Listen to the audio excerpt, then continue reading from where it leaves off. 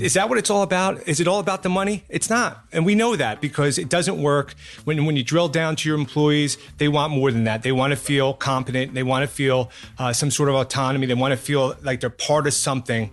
And that's where we can get into the whole culture part of the movie too, which you can tell. It's you watch that movie and as a business owner and having employees that we have at our company, it actually makes me cringe a little bit. Put that coffee down.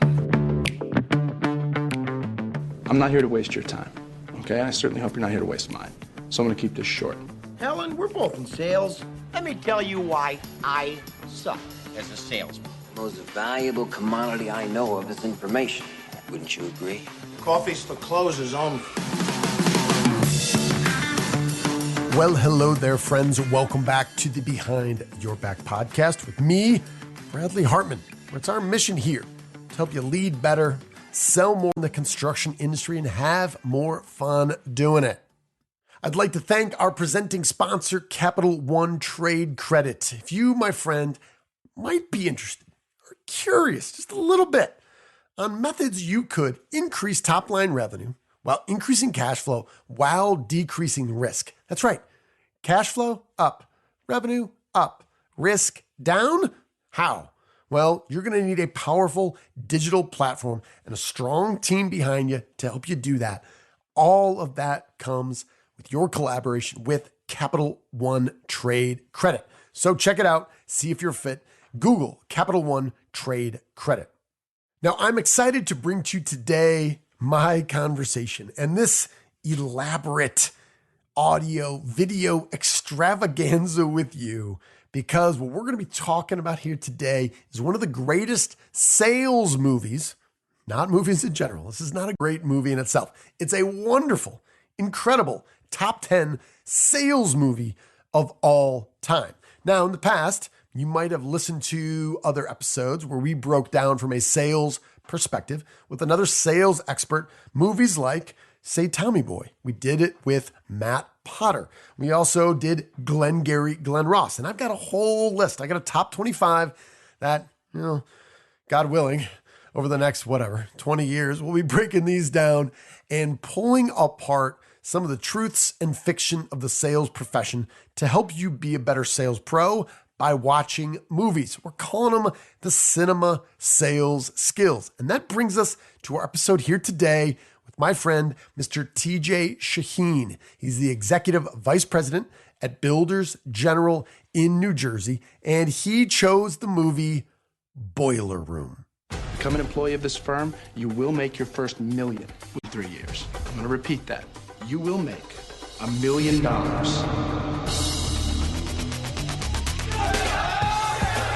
At the stock trading house of J.T. Marlin, a new generation is building their fortune. So I want you to go out, buy yourselves a new car. That's right. Today we're talking about Boiler Room. The movie came out in the year 2000, starring Giovanni Ribisi. It has Vin Diesel. It has Ben Affleck. This is a really entertaining flick. Again, not a good movie in general, but a great sales movie. There are so many scenes in here where you can extract some valuable lessons, again, of what to do and what not to do, and understand from the third party on why some of these things work and why some of them do not. Now, TJ Shaheen, he's an owner in Builders General, which was founded in 1931. TJ is a fourth generation leader there. Over the last quarter of a century, that's right, 25 years. Over the last 25 years, TJ's been involved in all aspects of the company, but he's currently leading sales, operation, and marketing. In January of 2020, Builders General acquired Direct Millwork, which is now their 7th location. They serve developers, custom and spec home builders, general contractors, commercial builders, renovation experts, and do-it-yourself homeowners. So without further ado, please enjoy my conversation with Mr. TJ Shaheen, Executive Vice President at Builders General, as we break down some of the key scenes in the 2000 sales movie Boiler Room. Mr. TJ Shaheen, welcome back to the show. Thanks, Bradley. It's been a long time coming back to Fort Worth and Flower Mound, Texas. This is great here, man. I love the view. It's been awesome, and thanks for having me. I'm glad you're here. Have you bought any real estate? Now's the time to get in. Texas, it's a big state. Think about it. Well, listen, Texas is a big state. New Jersey, it's the most dense state in the union. Is this true? It is true. And Texas is also second behind Alaska. I don't know if you have a problem with that, but Alaska is basically holds the belt on both of us. This is true. We're the dentist. You're second in as far as biggest, but yeah, it's a little tidbit. I know you like to hit me with tidbits. I just thought I'd drop them with you. And you did. Well done. All right. We're here talking about Boiler Room. Question for you. Scale of 0 to 100. 100, I'm going to combine them. 100 points is Godfather 1 and Godfather 2 smashed into one. Cinematic excellence. All right. This is my scoring system. I'm forcing it upon you. 0, there's a movie called Mother with an exclamation point. Came out maybe 6 or 7 years ago. It's the worst thing I've ever seen. I'm going to give that a 0. Where would you put Boiler Room as a movie overall? How many points there on my scale? I'd say 60. 60. Yeah. That feels right. I was going to go like 64. Now, as a sales movie, different criteria. I got Glenn Ross as 100. Okay. There's no real 0. There's only like really 15, 16 really good sales movies. I think this is a really good sales movie. Would you agree? I think it's a good sales movie. I think Glenn Ross is a good sales movie. And there's a lot of similarities between the two. So Glenn Ross for me is always going to be my number one. Yeah. And this could be, 2, 3, maybe the sixth man coming off the bench type thing. Fair enough. Yeah. When we talked about doing this podcast, I said, you got to select a movie. You selected a couple movies that I rejected out of hand on principle. Let's talk about them briefly. The number one movie that you wanted to talk about, trying to convince me was a sales movie, was what? It wasn't Mother. That's for sure. With the exclamation point. Correct. But I sent you a text or an email with several exclamation points that said it has to be American Psycho. Correct. If not, you're not aware of it, then go to option 2, which would be Tropic Thunder. Yes. Correct. American I did Psycho. say that for the record, yes. Yes. I hate to admit this. I went down a rabbit hole. I watched like the first half of the movie again, trying to come around to your perspective. Utter failure. Unable to do so. You wanted American Psycho, couldn't do it. Tropic Thunder was your backup. I believe Fletch, which I found intriguing because I do think good salespeople, and in particular, the prospecting, the craft of prospecting is an investigation.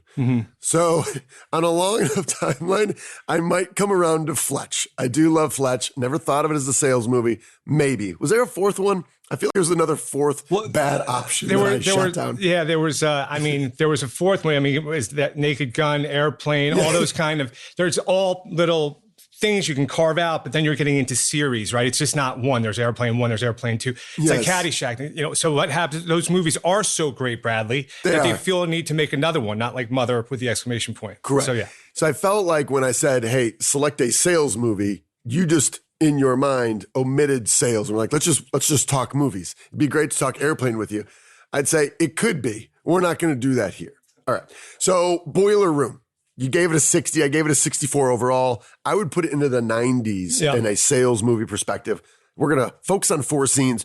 Maybe give a quick overview on an audio version of the trailer. Give the audience, if they're not familiar with Boiler Room, what's it about? So basically it's about a pump and dump firm that is run really fictitiously. And they're hiring brokers in some sort of chop shop in a warehouse in Long Island. They're out there trying to compel innocent people to buy and trade. They invest money with them. They pump up the stock and then they shed it and dump it and they lose all the money. They make money on the commissions. And at the end of the day, the FBI gets onto them and we all know how that ends. It happened a lot in our era. So it was a movie that was of value for sure at the time. And, it is a good movie. It's from 2000, that year. And it says a lot of good actors are in it. Enjoyable movie for sure. Yeah. Giovanni Ribisi, Vin Diesel, Ben Affleck has just some fantastic scenes. He kind of steals the show with a few of these scenes. One that we're going to start with. Yeah. At the end of the day, it's these guys who are doing hard sale, single call closes on crappy stocks that are really for the benefit of the owner of this firm. JT Marlin sounds absurdly similar to JP Morgan, but is not. Yep. So, all right, that's a segue. Lots of really good sales scenes. We're going to focus on 4 here. So let's run the first clip now. I'm not here to waste your time, okay? I certainly hope you're not here to waste mine. So I'm going to keep this short. Become an employee of this firm, you will make your first $1 million within 3 years, okay? I'm going to repeat that. You will make $1 million within 3 years of your first day of employment at JT Marlin. There is no question as to whether or not you'll become a millionaire working here. The only question is how many times over. You think I'm joking? I am not joking. I am a millionaire. It's a weird thing to hear, right? I'll tell you, it's a weird thing to say. I am a fucking millionaire. I guess how old I am. 27. You know what that makes me here? A fucking senior citizen. This firm is entirely comprised of people your age, not mine. Lucky for me, I happen to be very f***ing good at my job, or I'd be out of one. You guys are the new blood. You're going to go home with the Kesef. You are the future big swinging of this firm. Now, y'all look money hungry, and that's good. Anybody tells you money's the root of all evil doesn't have any. They say money can't buy happiness. Look at the f***ing smile on my face. Ear to ear, baby. You want details? Fine. I drive a Ferrari, 355 Cabriolet. What's up? I have a ridiculous house in the South Fork. I have every toy you can possibly imagine. And best of all, kids, I am liquid. So, now you know what's possible. Let me tell you what's required. You are required to work your ass off at this firm. We want winners here, not pikers. A piker walks at the bell. Piker asks how much vacation time you get in the first year. Vacation time? People come and work at this firm for one reason, to become filthy rich. That's it. We're not here to make friends. We're saving the manatees here, guys. You want vacation time? Go teach 3rd grade public school.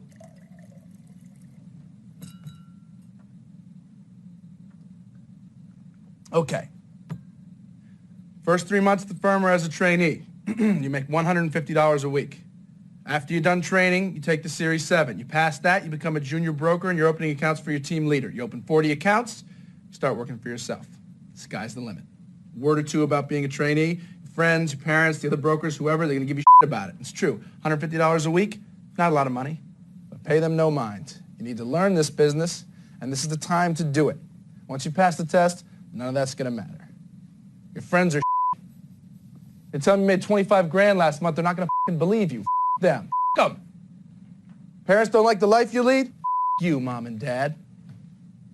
See how it feels when you're making their Lexus payments. Now go home and think about it. Think about whether or not this is really for you. If you decide it isn't, listen, it's nothing to be embarrassed about. It's not for everyone. Thanks. But if you really want this, you call me on Monday and we'll talk. Just don't waste my time. All right, so in this scene, TJ, Ben Affleck comes in hot. This is the group interview, fires a couple people right off the bat. What stands out for you in this scene?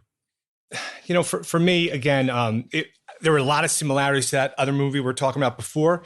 But if I'm just going to focus on this scene right here, Ben Affleck comes in. You don't know after watching the movie if he is really just kind of like they are, and the trainers that he's training are more like the people that they're trying to sell. That's kind of like on a higher level. But for Ben Affleck in that moment, in that spot, he's basically just trying to call these guys out and say, look, this is what you're going to get. It's bang, bang, bang. You know, you want vacation? Don't ask about vacation. Pikers ask about vacation. Pikers look at the clock when it's 5 p.m. They're out. That's not what we're hiring. So if that's not what you want, get out. We're not hiring guys with Series 7s, you know, for you know, that we're training for that. So that's what it's all about. And basically he's just trying to scare the living, you know what, out of these guys to let them know you're in for a whole hell of a storm, for lack of a better term, if you do come on. And oh, by the way, call me Monday if you're still interested. Yeah, that quote he says, you want vacation time? Go teach 3rd grade public school, right? Well, I have memorized this, the opening here. This is actually part of our Behind Your Back podcast intro, right? This is the deal. I'm not here to waste your time, and I can only hope you're not here to waste mine. So I'm going to keep this short. That's how he starts.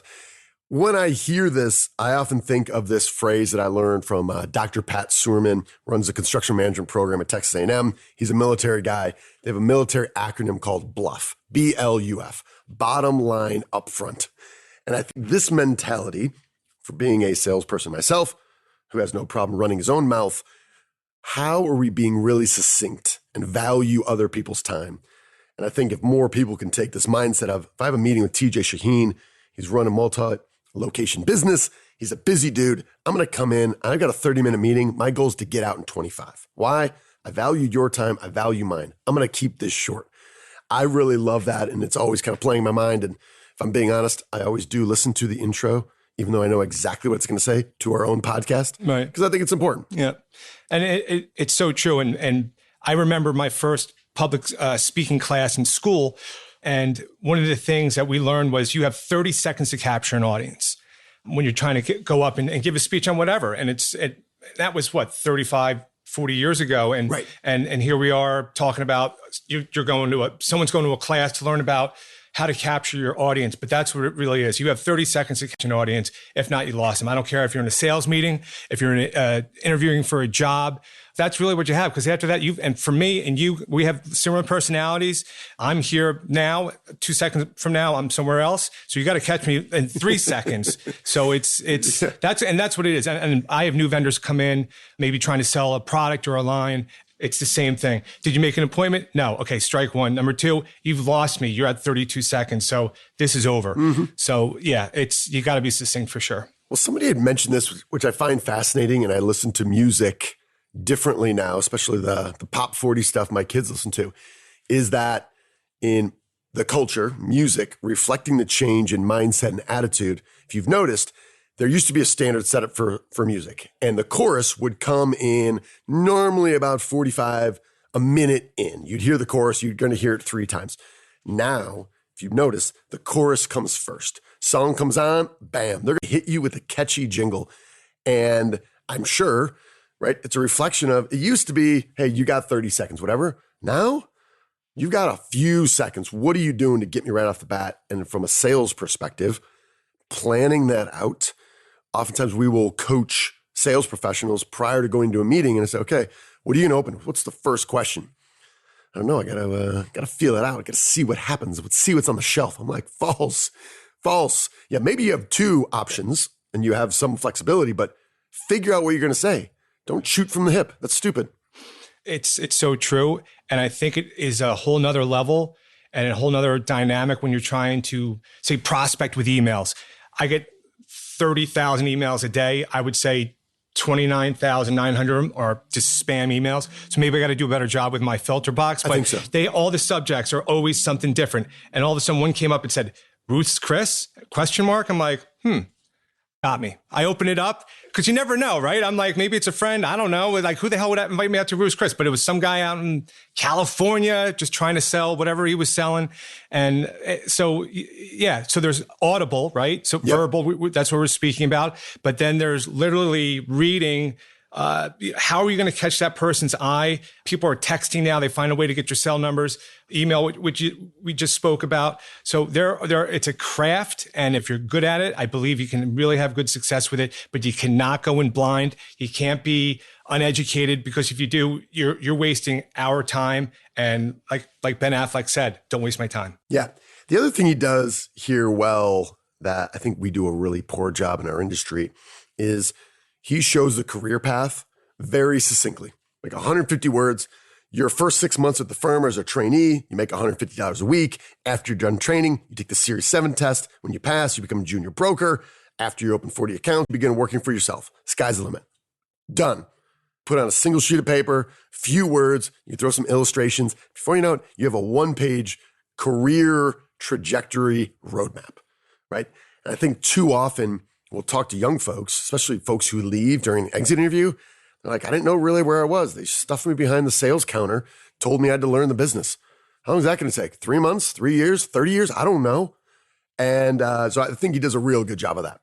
It is. But as leaders like we are and with employees, you're selling yourself short. It is such a, an extrinsic point of view where it's just all about material. I think the leader of the firm, Michael, says at one point, go out, buy a house, buy a car, go put yourself in debt. You'll be a millionaire by the end of the month. These guys are going like maniacs. They're like, yeah, this is awesome. Let's do it. But is that what it's all about? Is it all about the money? It's not. And we know that because it doesn't work. When you drill down to your employees, they want more than that. They want to feel competent. They want to feel some sort of autonomy. They want to feel like they're part of something. And that's where we can get into the whole culture part of the movie too, which you can tell. It's you watch that movie and as a business owner and having employees that we have at our company, it actually makes me cringe a little bit. Yeah, agreed. All right. With that, let's jump into scene number 2. Hi, Dr. Jacobs. This is Chris Marlin over at JT Marlin. Marlin? Right, he's my father. He's my mother. So my associate tells me you're interested in one of our stocks. Your wife's on break. I will call her back. Yes, MSC sounds like it might be interesting. Might be. Might be doesn't sell stock at the rate MSC is going for, Dr. Jacobs. We're talking very high volume here. Oh, well, I still have to run it by my people. That's great, Doc, if you want to miss yet another opportunity here and watch your colleagues get rich doing clinical trials. Then don't buy a share and hang up the phone. Well, hold on a second now. I didn't say that. I just want to talk about it some more. Honestly, Doc, I don't have the time. This stock is blowing up right now. The whole firm's going nuts. Hold on, let me open up the door to my office.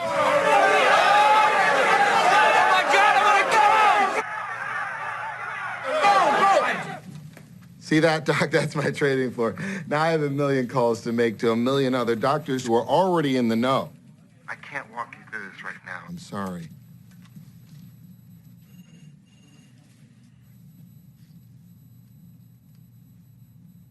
Okay, let's do this. Now, since you're a new account, I cannot go any higher than 2,000 shares. I'm sorry. 2,000? Are you nuts? That is way beyond what I was thinking. 2,000? Jesus. Listen, I'm curious. Why can't you Tell me any more than that. Well, we like to establish a relationship with our clients on something small before we get to the more serious trades. Let me show you several percentage points on this small trade, and then we'll talk about doing future business. That sounds good. Give me the 2,000 shares. Done. You sure you can't do any better on this one? I'm sorry, Dr. Jacobs. I can't. I'm sorry. Oh, all right. We'll start with this trade then. Great. I promise we'll swing for the fences on the next one. Do you want that confirmation sent To your office or your mansion? Very funny, Mr. Marlin. Let me put my secretary on, and she'll take down your info. It was a pleasure doing business with you. Done and done. TJ Shaheen, here we go. Scene number 2, Giovanni Ribisi, who's basically setting the table, hammering out cold calls, gets a Dr. Jacobs, as it turns out, on the phone, gets this guy interested. There's a clinical trial of something going on. And because he's a junior broker, he sets the table, gets him interested. He has to make that handoff to a senior broker, which is Vin Diesel. That's when this clip begins here. What's your takeaway? I used to get these calls, right? And you want to get these guys off the line, right? And nowadays we're getting these robocalls about credit card debt. We're getting calls about change your insurance rates, or maybe some voicemail in Mandarin Chinese or something that doesn't make any sense with this nice little music going around. So why in the world somebody would pick up a call like this in the first place? I don't know. But now he's got him on the line and now he doesn't want to go.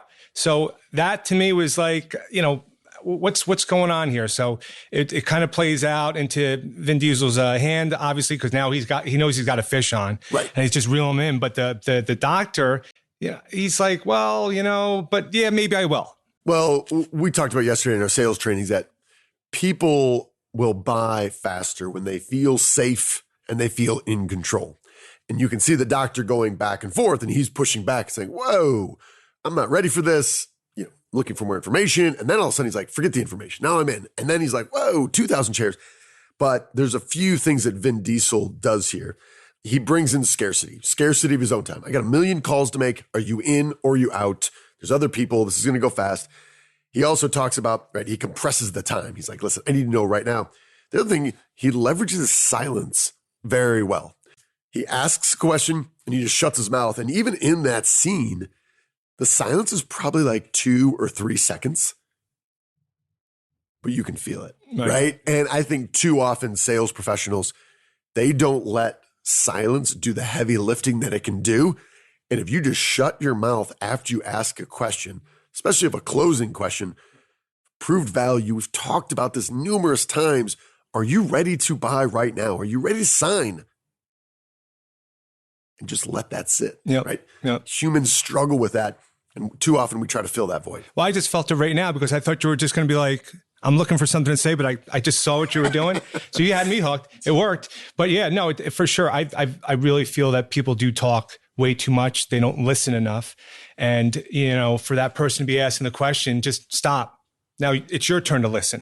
They also does a good job with this idea of an anchor, right? And in behavioral economics, they talk about this is a really fundamental principle, which is where we start. And I'm thinking more of a negotiation, where we start in the negotiation.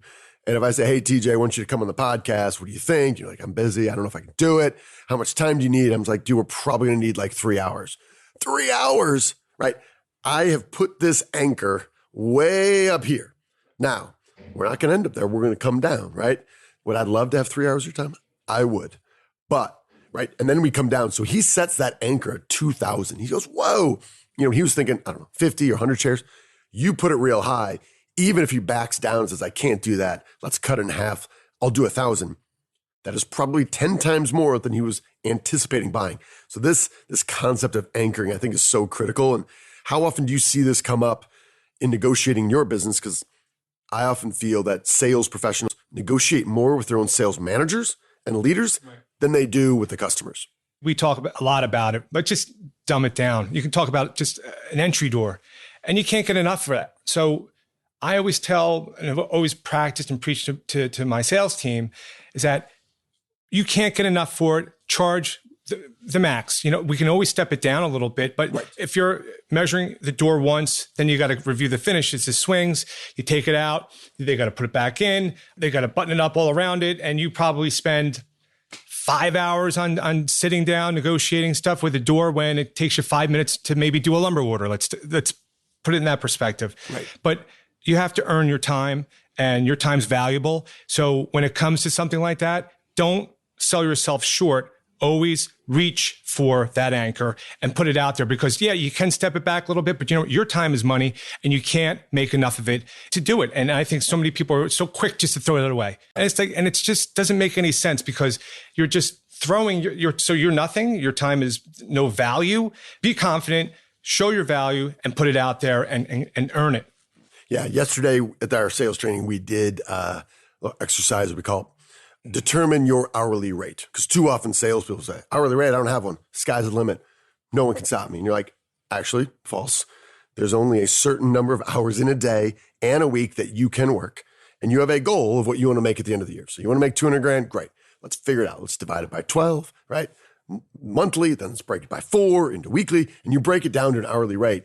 And these guys will often say, oh, I guess my hourly rate is, it's like $93. And you're like, actually, it doesn't even account for opportunity cost. So double it. You're like, oh, okay. But I think unless you do that and you're constantly keeping this in front of your mind, you're going to forget that your time is valuable. You know this.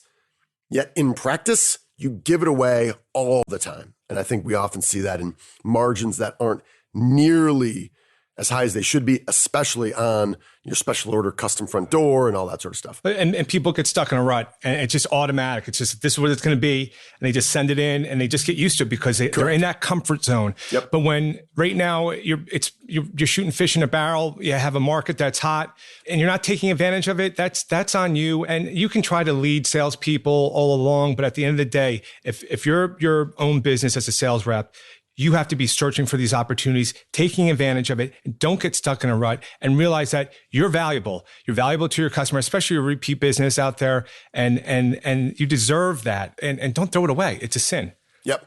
All right. Let's go to clip number 3. This is my favorite clip in the movie. If I'm taking my top 20 sales movies of all time, top 15 in there, and I'm pulling out 3 or 4 scenes from each one, this is going to be in my top 5. I absolutely love the scene. Let's dig into it now. This is Giovanni Ribisi, Seth. He's at home on a Saturday morning eating some cereal. Do you notice what he's eating? Was it Wheaties? Or no, was it? It was Close. a Rippa? Shredded wheat without the frosting. Oh, jeez. Yeah. Unacceptable. Yeah, Anyway, he's slurping that down and he gets a call at his kitchen table and someone is selling him. Let's dig into that now.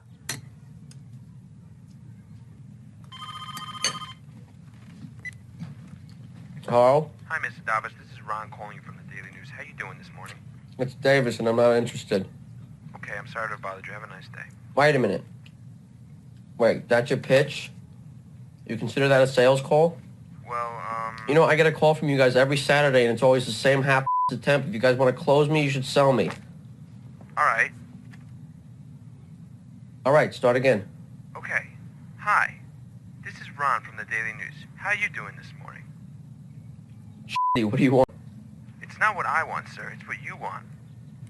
Ron, now we're talking. All right, what are you selling me? I'm offering you a subscription to the Daily News at a substantially reduced price. We're trying to reach out to people that have never had home delivery before. Right, so basically you're saying that everybody else who already has a subscription is getting on this one?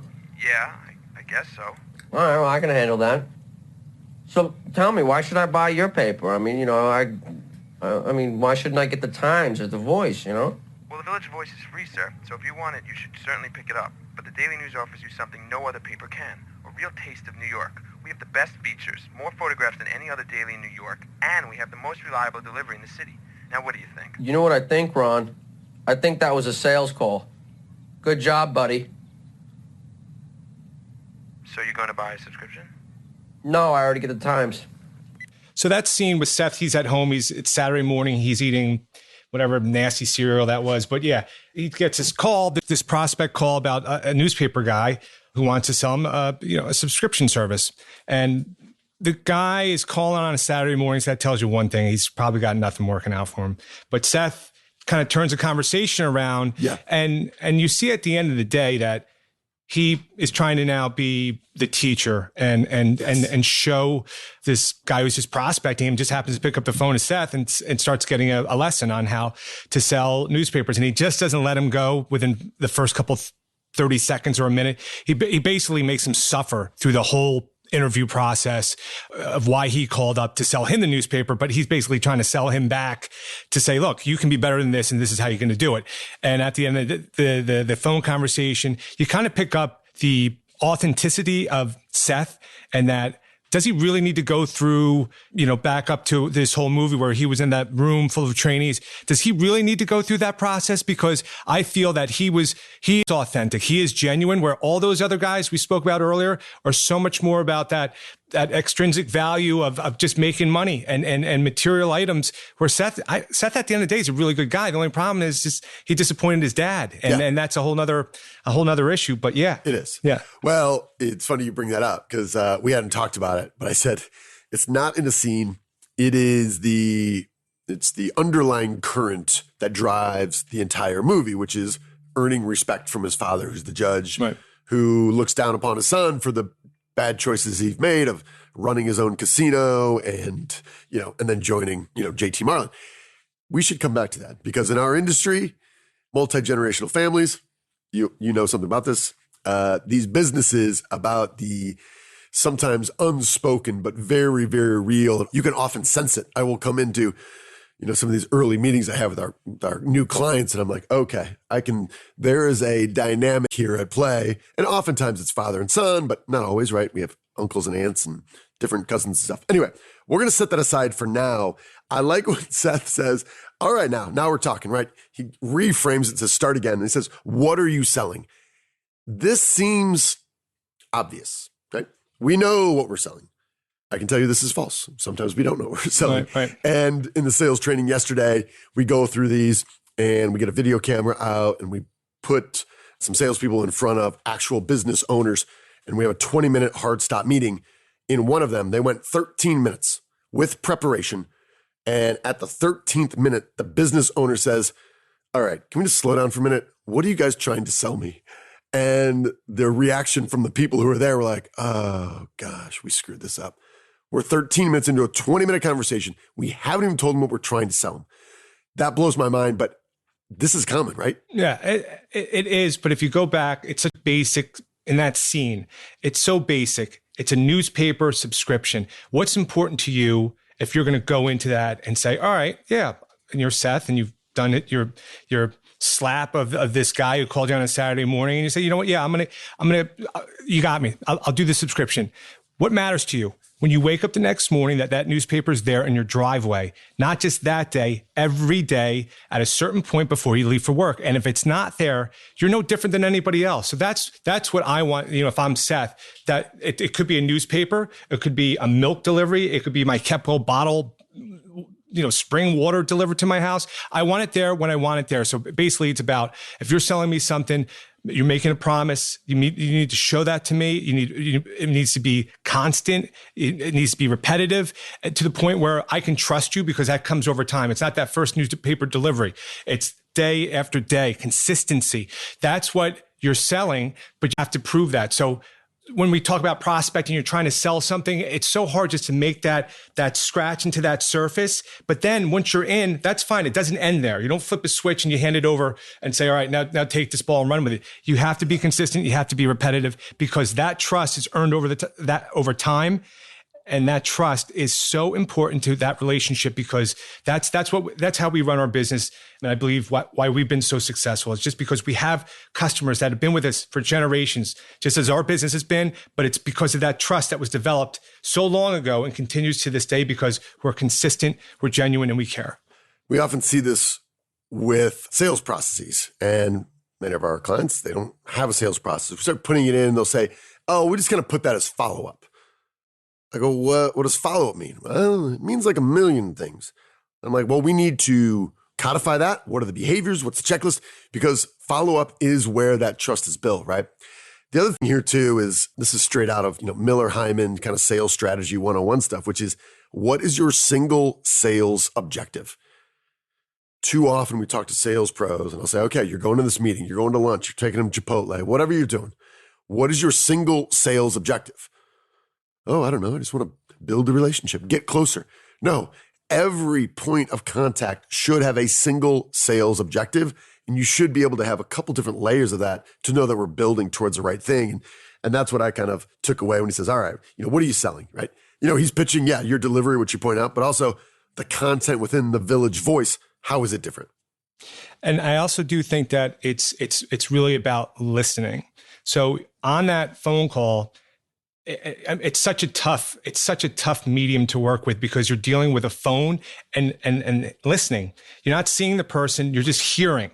And it's so important to listen. So if you're going out to, say, having lunch with a customer, with vendor, and you're just kind of starting off with somebody, you have to listen. And it's not all about you. Find out what it's about, who they are, their history, all sorts of things, but find out about them, because nobody wants to hear about you. And listen. And I think if you can listen and just stop talking, you will get a lot more gain from that for the next meeting that you have. Yeah. But for this, it's like anything else, right? It's the Village Voice. It's the daily news. It's like, why do you go to a certain coffee shop on your street when there's a million other ones you can go to? It's consistent. They're friendly. You enjoy going. You look forward to going there. You want to do business with them again. And that's really where that success ratio comes in, because if you as a customer enjoy going to that place to do business, get your cup of coffee, buy that newspaper, or choose that lumber and building material supplier, that you've got it, and make that and replicate it a million times. Yeah. All right. Let's move in to scene number 4. The team is not performing up to the standards of Mr. Ben Affleck, so he's coming in with a little bit of motivation. I'm going to keep this short, okay? You passed your 7s over a month ago. Seth's the only one that's opened the necessary 40 accounts for his team leader. When I was a junior broker, I did it in 26 days, okay? You're not sending out press packets anymore. None of this Debbie the Time Life operator bullshit. So get on the phones. It's time to get to work. Get off your ass. Move around. Motion creates emotion. I remember one time I had this guy call me up, wanted to pitch me, right? Wanted to sell me stock. So I let him. I got every rebuttal out of this guy. Kept him on the phone for an hour and a half. Towards the end, I started asking him buying questions, like, what's the firm minimum? That's a buying question. Right there, that guy's got to take me down. It's not like I asked him, what's your 800 number? That's a off question. I was giving him a run, and he blew it, okay? To a question like, what is the firm minimum? The answer is 0. You don't like the idea, don't pick up a single share. This putz is telling me, 100 shares. Wrong answer, no. You have to be closing all the time and be aggressive. Learn how to push. Talk to him. Ask them questions. Ask them rhetorical questions. Doesn't matter, anything. Just get a yes out of them. If you're drowning and I throw you a life jacket, would you grab it? Yes, good. Pick up 200 shares. I won't let you down. Ask them how they'd like to see 30, 40% returns. What are they going to say? No? You? I don't want to see those returns? Stop laughing. It's not funny. If you can't learn how to close, you better start thinking about another career. And I am deadly serious about that. Dead serious. And have your rebuttals ready. Guy says, call me tomorrow. Somebody tells you that they got money problems about buying 200 shares is lying to you. You know what I say to that? I say, hey, look, man. Tell me you don't like my firm. Tell me you don't like my idea. Tell me you don't like my necktie. But don't tell me you can't put together $2,500. And there is no such thing as a no-sale call. A sale is made on every call you make. Either you sell the client some stock or he sells you on a reason he can't. Either way, a sale is made. The only question is who's going to close, you or him? So TJ, yesterday in the sales training, we were talking about, in general, just wrapping up. Once you have earned the commitment, you've proven value, don't assume that it's the responsibility of the buyer to initiate that closing process. You have to ask for what you want.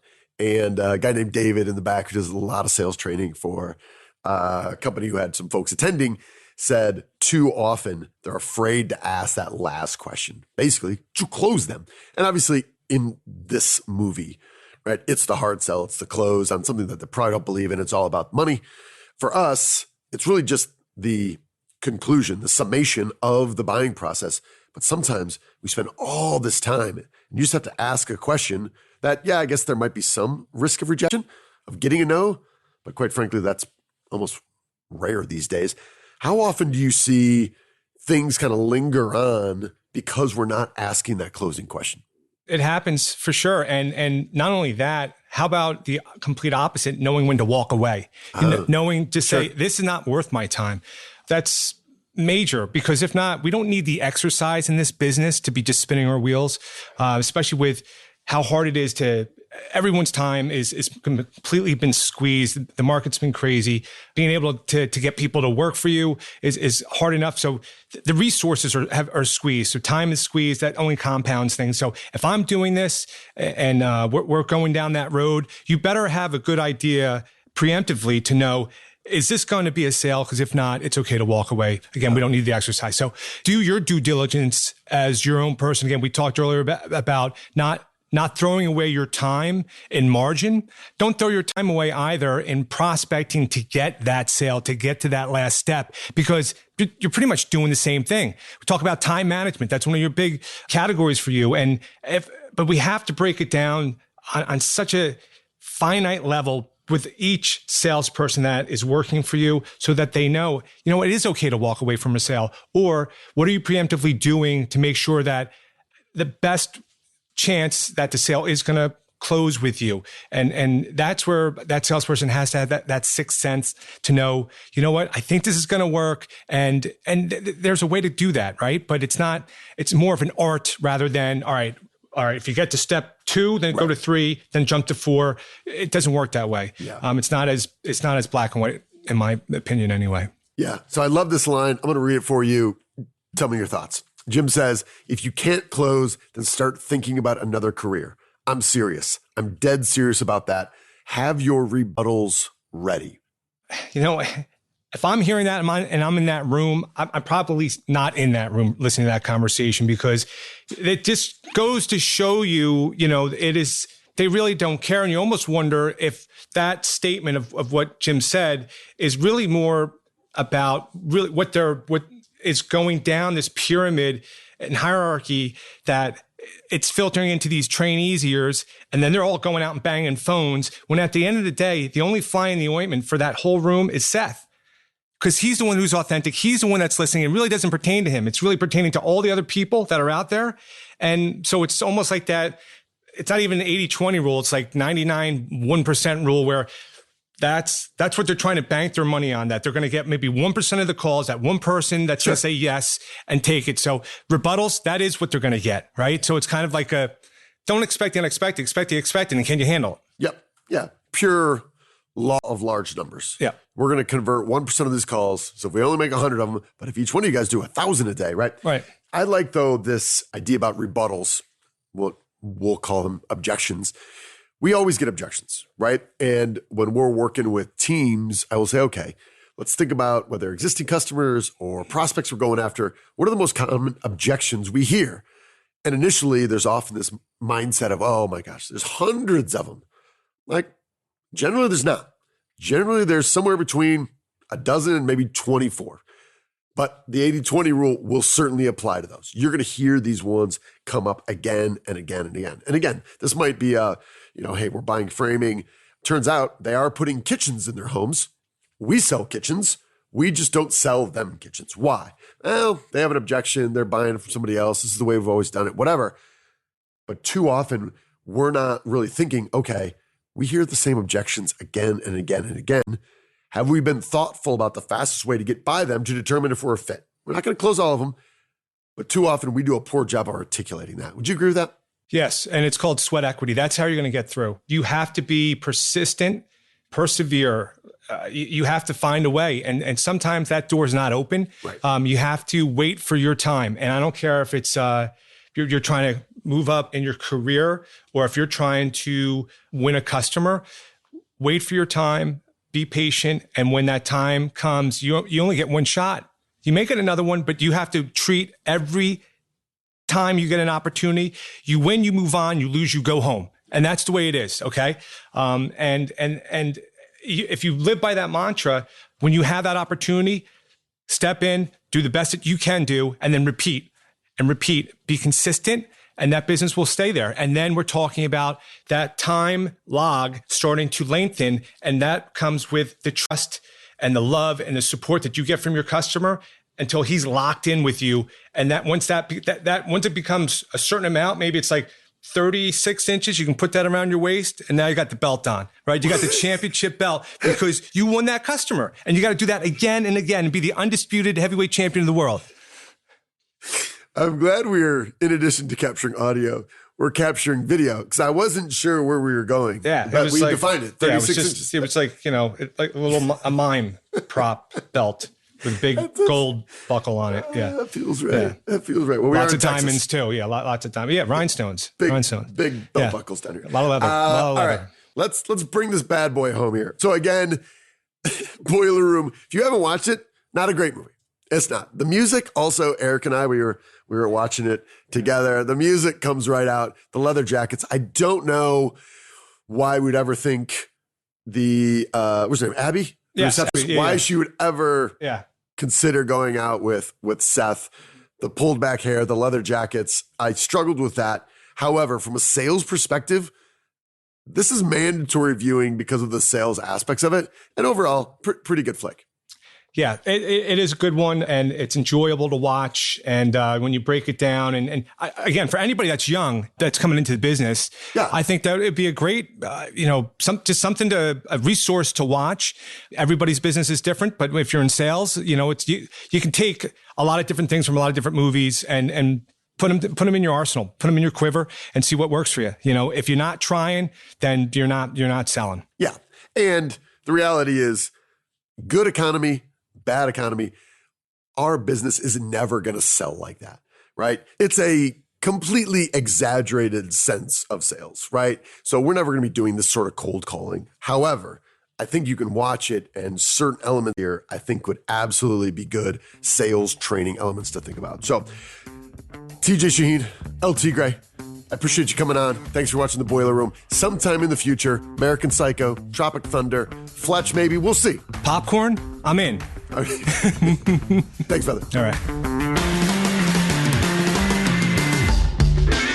All right, then. How did that go? Hopefully you gleaned some insights from Boiler Room and TJ.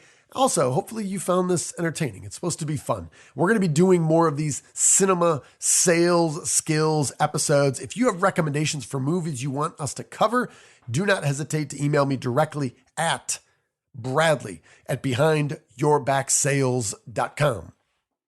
Now, we met up with TJ following our sales fundamentals workshop last April. So we were in person. We had the video crew there. So if you got value from this podcast episode, wonderful. That's the whole idea. Thrilled that you invested some time and got some value from it. However, I think you're going to get even more value from TJ's conversation with me, along with the video clips themselves. And you can see those free by going to YouTube and looking up Behind Your Back Sales. Subscribe, and you will have access to all these episodes and these podcasts that we are putting together, hopefully to bring another dimension to your learning by making them available on this little place that we do not think is a fad called YouTube. I'd like to thank our friends at Capital One Trade Credit, and we're going to close out like we always do with our leadership mantra. You, my friend, are owed nothing. Deliver value first. Thanks for listening. Make it a great week.